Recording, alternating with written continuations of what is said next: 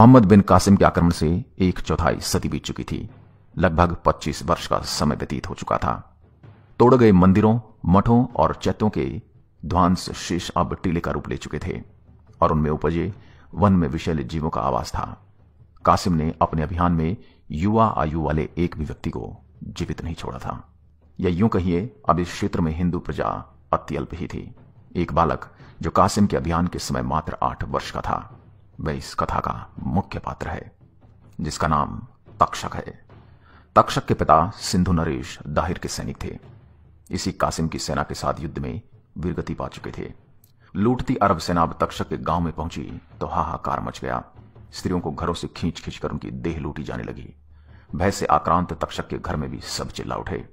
तक्षक और उसकी 2 बहनें भय से कांप उठी थी। तक्षक की मां पूरी परिस्थिति समझ चुकी थी। उसने कुछ देर तक अपने बच्चों को देखा, जैसे एक निर्णय पर पहुंच गई। मां ने अपने तीनों बच्चों को खींचकर अपनी छाती से चिपका कर दिया और रो पड़ी।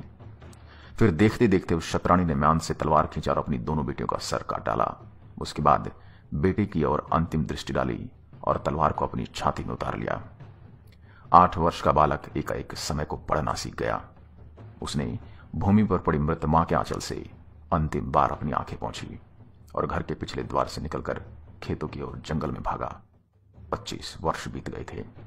तब का अष्टवर्षीय तक्षक अब 32 वर्ष का पुरुष होकर कन्नौज के प्रतापी शासक नागभट्ट द्वितीय का मुख्य अंगरक्षक था।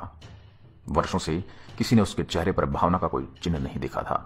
वह न कभी खुश होता था और न कभी दुखी। उसकी आंखें सदैव अंगारे की तरह लाल रहती थी। उसके पराक्रम के किस्से पूरी सेना में सुने सुनाए जाते थे। अपनी तलवार के एक बार से हाथी को मार डालने वाला तक्षक सैनिकों के लिए आदर्श था। कन्नौज नरेश नागभट्ट अपने अतुल्य पराक्रम, विशाल सैन्य शक्ति और अरबों के सफल प्रतिरोध के लिए विख्यात थे। सिंध पर शासन कर रहे अरब कई बार कन्नौज पर आक्रमण कर चुके थे, पर हर बार योद्धा राजपूत उन्हें खदेड़ देते। युद्ध के सनातन नियमों का पालन करते नागभट्ट कभी उनका पीछा नहीं करते, जिसके कारण बार बार वे मजबूत होकर पुनः आक्रमण करते। ऐसा 15 वर्षों से हो रहा था। आज महाराज की सभा लगी थी। कुछ ही समय पूर्व गुप्तचर ने सूचना दी थी कि अरब के खलीफा के सहयोग लेकर सिंध की विशाल सेना कन्नौज पर आक्रमण के लिए प्रस्थान कर चुकी है और संभवतः 2 से 3 दिन के अंदर यह सेना कन्नौज की सीमा पर होगी। इसी संबंध में रणनीति बनाने के लिए महाराज नागभट्ट ने यह सभा बुलाई थी। नागभट्ट का सबसे बड़ा गुण यह था कि वे अपने सभी सेना नायकों का विचार लेकर ही कोई निर्णय करते थे। आज भी सभा में सभी सैनिक अपना विचार रख रहे थे। अंत में तक्षक उठ खड़ा हुआ और बोला, महाराज, हमें इस बार वैरी को उसी की शैली में उत्तर देना होगा। महाराज ने ध्यान से देखा, अपने इस अंगरक्षक की ओर बोले, अपनी बात खुलकर कहो तक्षक, हम कुछ समझ नहीं पा रहे। तक्षक ने कहा, महाराज, अरब सैनिक महाबर्बर हैं। उनके साथ सनातन नियमों के अनुरूप युद्ध करके हम अपनी प्रजा के साथ घात ही करेंगे। उन्हें उनकी ही शैली में हराना होगा। महाराज के माथे पर लकीरें उभर आईं और बोले, किंतु हम धर्म और मर्यादा को कैसे छोड़ सकते हैं तक्षक? तक्षक ने कहा, मर्यादा का निर्वाह उसके साथ किया जाता है जो मर्यादा का अर्थ समझते हों। ये बर्बर धर्मोन्मत्त राक्षस हैं। इनके लिए हत्या और बलात्कार ही धर्म है, पर यह हमारा धर्म नहीं है। राजा का केवल एक ही धर्म होता है महाराज, और वह है प्रजा की रक्षा। देवल और मुल्तान का युद्ध याद करें महाराज, जब कासिम की सेना ने दाहिर को पराजित करने के पश्चात प्रजा पर कितना अत्याचार किया था।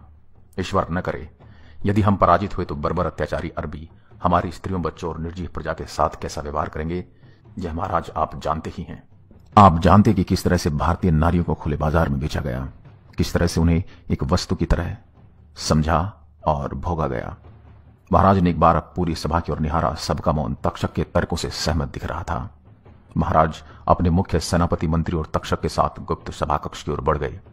अगले दिवस की संध्या तक कन्नौज की पश्चिम सीमा पर दोनों सेनाओं का पड़ाव हो चुका था और आशा थी कि अगला प्रभात एक भीषण युद्ध का साक्षी होगा। आधी रात्रि बीत चुकी थी। अरब सेना अपने शिविर में निश्चिंत सो रही थी।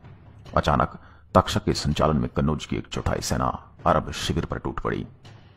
अरबों को किसी हिंदू शासक से रात्रि युद्ध की आशा न थी। वे उठते, सावधान होते और हथियार संभालते, इसके पूर्व ही आधे अरब गाजर मूली की तरह काट डाले गए। इस भयावह निशा में तक्षक का शौर्य अपनी पराकाष्ठा पर था। वह अपनी तलवार चलाते जिधर निकल पड़ता, उधर ही भूमि शवों से पट जाती।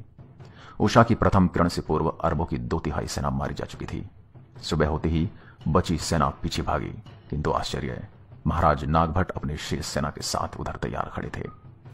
दोपहर होते होते समूची अरब सेना काट डाली गई। अपनी बर्बरता के बल पर विश्व विजय का स्वप्न देखने वाले आतंकियों को पहली बार किसी ने ऐसा उत्तर दिया था। विजय के बाद महाराज ने अपनी सभी सेना नायकों की ओर देखा।